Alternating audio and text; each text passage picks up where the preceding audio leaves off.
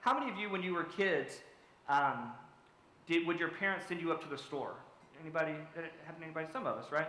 I grew up in Bartow, and right on the outside of our neighborhood was a little convenience store. And every once in a while, I can remember being 8 or 9 years old, and my mom would say, "Hey, get on your bike, go up to the store and get me a loaf of bread for dinner."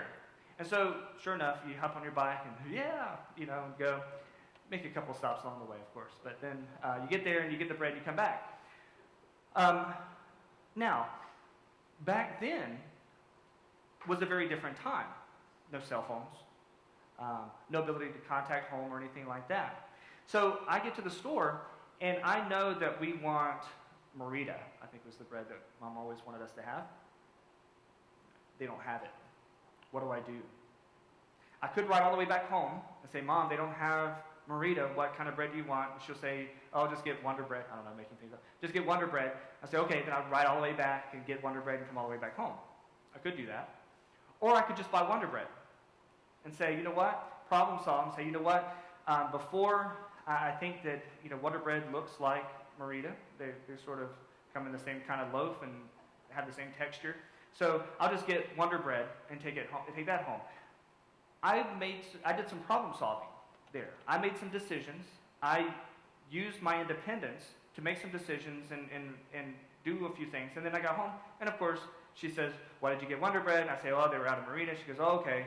Well, this isn't as good. I'm going to cut the blood out of you." And then we had lunch. Today, unfortunately, what happens in that same situation? A parent sends their 8 or 9-year-old, if the parent is willing to risk the danger of sending their 8 or 9-year-old up to the store. What is that kid going to do when they gets there and they don't have Merita?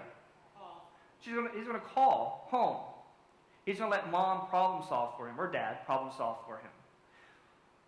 When we don't allow our kids to make some of these decisions on their own, we are limiting and really stunting their development of critical thinking skills, decision-making skills.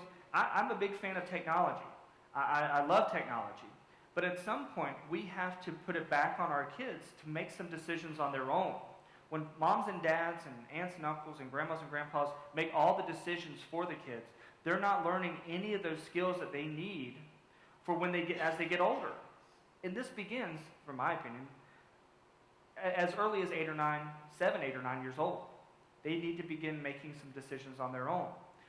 That is what's going to increase their confidence, increase their ability to make good decisions, so that when they become 16 years old and they have other critical life decisions to make, they have some inherent skills to make good decisions.